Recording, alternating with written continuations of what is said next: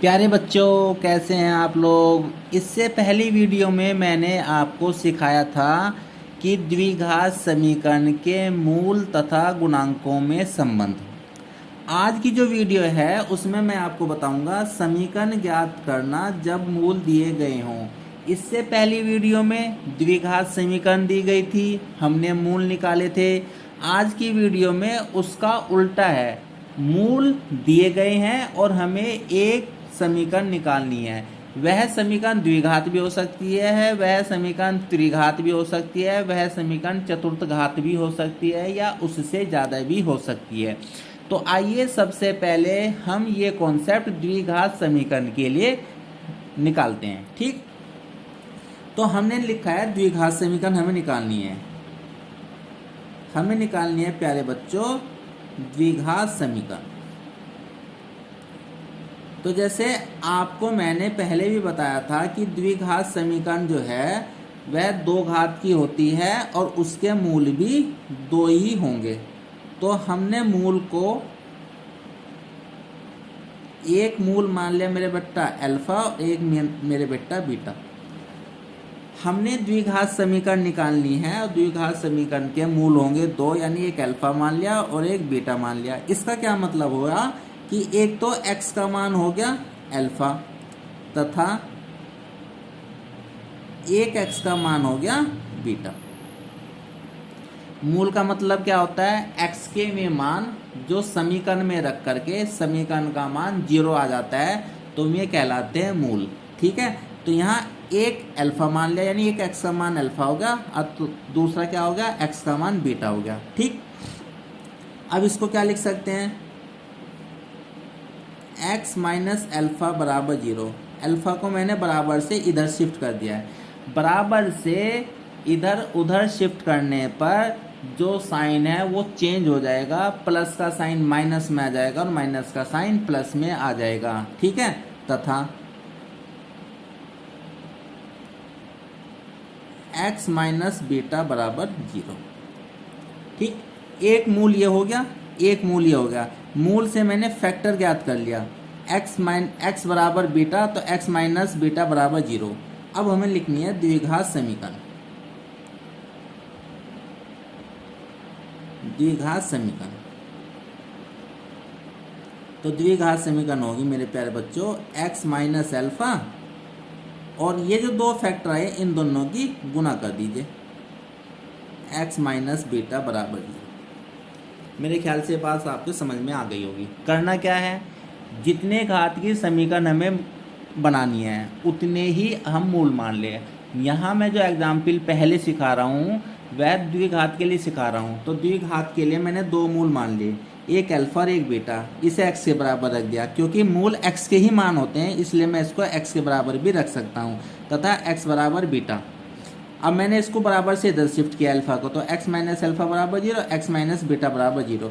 तो ये तो हो गए मूल और ये हो गए फैक्टर, ये हो गए मूल, ये हो गया फैक्टर। अब हमने द्विघात समीकरण लिख ली है, जो दो फैक्टर निकल करके आए इन दोनों की गुणा कर देंगे तो यही द्विघात समीकरण आ जाएगी। अगर हम इन दोनों की प्रोडक्ट करेंगे तो प्रोडक्ट करने के बाद आएगा x square minus alpha plus beta x और प्लस अल्फा इंटू बीटा बराबर 0। तो ये द्विघात समीकरण होगी। जनरली आपने यही रूप पढ़ा है और आप इसे ही याद करते हैं। ये थोड़ा सा टफ लगता है, ये थोड़ा सा आसान लगता है। आप x माइनस अल्फा और x माइनस बीटा को की गुणा कर दीजिए तो यही रूप आ जाएगा। समीकरण नंबर इसको 1 मान लेता हूँ, यही आपका आंसर होगा, बस इतना ही। लेकिन इससे पहली वीडियो में मैंने आपको संबंध बताया था गुणांकों में व मूलों में, तो यहाँ भी उस चीज़ को मैं प्रूफ करके दिखा रहा हूँ। ठीक, तो मैंने माना द्विघात समीकरण अपनी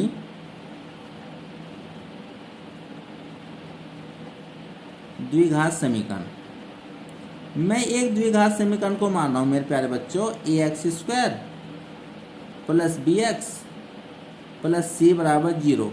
इस रूप की एक द्विघात समीकरण है।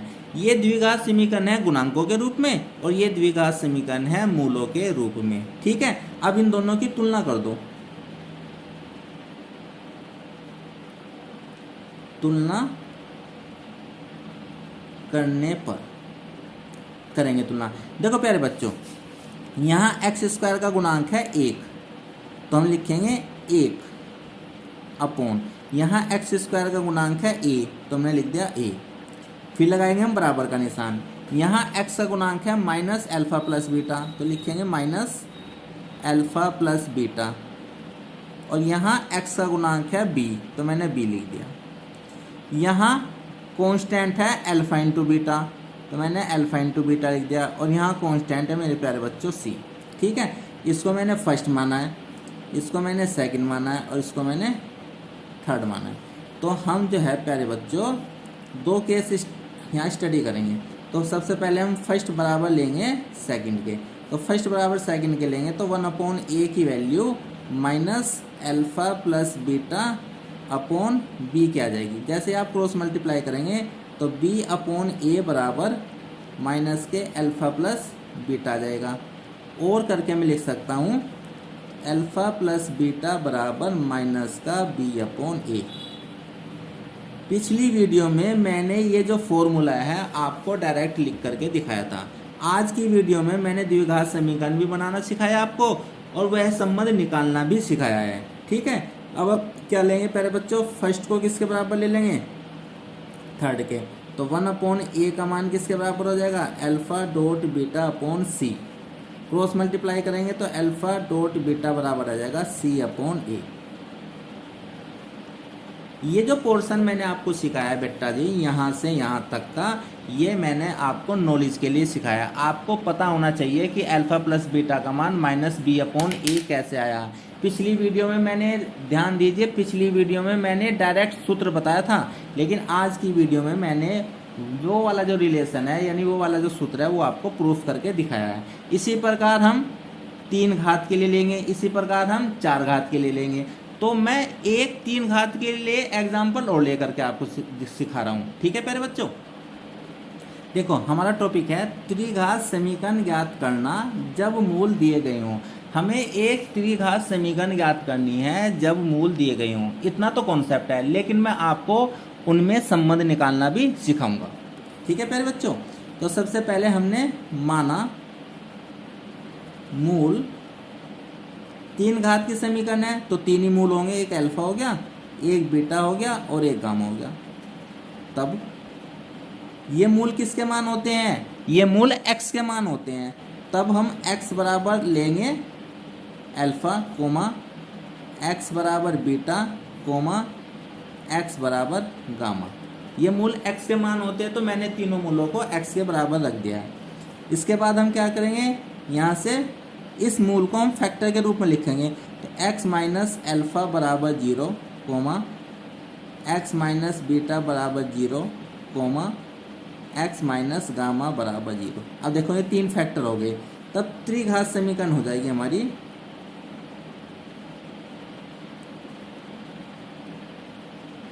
क्योंकि हमें त्रिघात की समीकरण निकालनी है, 3 ही मूल हमने माने थे, तो त्रिघात जो समीकरण हो जाएगी हमारी वह हो जाएगी x माइनस अल्फ़ा गुना x माइनस बीटा गुना x माइनस गामा बराबर 0।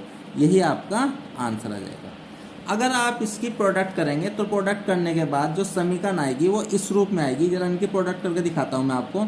जब हम पहले हम दोनों की प्रोडक्ट करेंगे तो करेंगे क्या, कैसे आएगा, x की x में करेंगे तो x स्क्वायर आ जाएगा, x की बीटा में करेंगे तो माइनस के बीटा x आ जाएगा, अल्फ़ा की x में करेंगे तो माइनस के अल्फ़ा x आ जाएगा, और अल्फ़ा की बीटा में करेंगे तो प्लस का अल्फ़ा इंटू बीटा आ जाएगा, और साथ में आ जाएगा x माइनस गामा बराबर 0। फिर x माइनस गामा की हम इस पूरे पोर्शन में मल्टीप्लाई करेंगे, तो x की x में x स्क्वायर में करेंगे तो x की क्यूब आ जाएगा, x की बीटा x में करेंगे तो बीटा x स्क्वायर आ जाएगा, इसकी इसमें करेंगे तो माइनस के अल्फ़ा x स्क्वायर आ जाएगा, इसकी इसमें करेंगे तो प्लस का अल्फ़ा बीटा x आ जाएगा। ठीक, अब गामा की यहाँ करेंगे तो माइनस के x स्क्वायर और साथ में गामा आ जाएगा, गामा की यहाँ करेंगे तो प्लस का गामा बीटा x आ जाएगा, और जब गामा की यहाँ करेंगे तो माइनस का अल्फ़ा गामा x आ जाएगा, और जब यहाँ करेंगे तो माइनस का अल्फ़ा बीटा और गामा बराबर 0।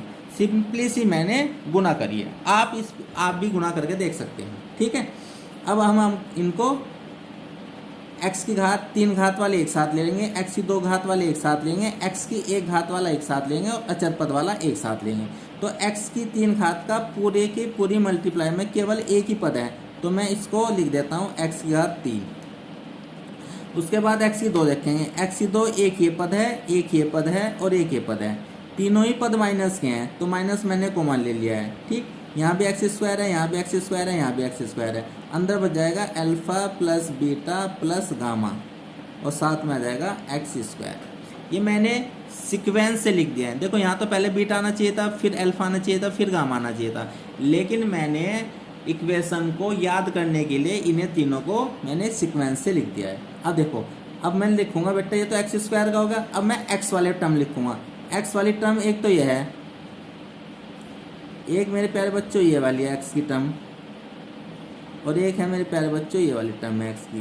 ध्यान दो यहाँ माइनस का आया है तो ये प्लस का ही आएगा यहाँ पे। ठीक, तीनों टर्म सिमेट्री आएंगे, अगर तीनों प्लस के हैं तो तीनों प्लस के आएंगे, तीनों माइनस के हैं तो तीनों माइनस के आएंगे। देखो ये अल्फ़ा बीटा एक्स ये भी प्लस का है, गामा बीटा एक्स ये भी प्लस का है, और अल्फ़ा गामा एक्स ये भी प्लस का है। तो मैंने प्लस का लिया है और साथ में लिख देता हूँ मैं अल्फ़ा बीटा, बीटा गामा और गामा अल्फ़ा, और साथ में आ जाएगा एक्स, और माइनस का अल्फ़ा बीटा गामा बराबर 0। आप इस समीकरण को भी याद कर सकते हैं। ठीक, इस समीकरण को याद करने से आपको एक फ़ायदा मिलेगा कि एग्ज़ाम में अगर आपको alpha beta gamma, alpha plus beta plus gamma की वैल्यू दी गई होगी, या alpha beta plus beta gamma plus gamma alpha की वैल्यू दी गई होगी, या अल्फ़ा बीटा गामा की वैल्यू दी गई होगी, तो आप इस इक्वेशन में रख करके डायरेक्ट इक्वेशन भी ज्ञात कर सकते हैं। या आपको मूल दिए गए होंगे तो आप alpha plus beta plus gamma की वैल्यू निकालिए, alpha beta plus beta gamma plus gamma alpha की वैल्यू निकालिए, और अल्फ़ा बीटा गामा की वैल्यू निकालिए और इसमें रख दीजिए, आपका आंसर आ जाएगा। ठीक है प्यारे बच्चों, कॉन्सेप्ट तो केवल यही सकता, लेकिन मैं आपको रिलेशन भी निकाल कर दिखा रहा हूँ। ठीक, तो इसको समीकरण नंबर 1 मान लेते हैं। अब हम एक त्रिघात समीकरण मानते हैं। माना त्रिघात समीकरण,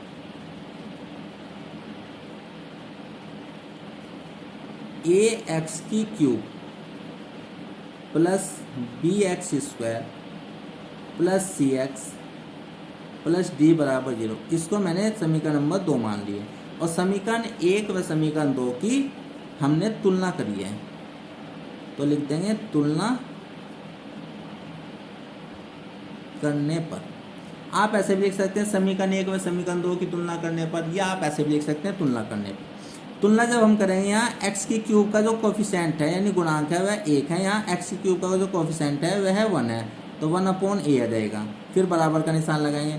एक्स स्क्वायर का गुणांक है यहाँ पर माइनस के alpha plus beta plus gamma, और यहाँ पर एक्स की स्क्वायर का गुणांक है b बराबर, यहाँ पर है बेटा एक्स का गुणांक है alpha beta beta gamma gamma alpha, यानी alpha beta plus beta gamma gamma alpha, और यहाँ पर एक्स का गुणांक है प्यारे बच्चों c, और यहाँ पर फिर बराबर का निशान लगाया, कांस्टेंट टर्म है माइनस का अल्फ़ा बीटा गामा अपॉन यहाँ है कांस्टेंट टर्म d। अब इसमें 4 पद आए हैं जो आपस में बराबर हैं,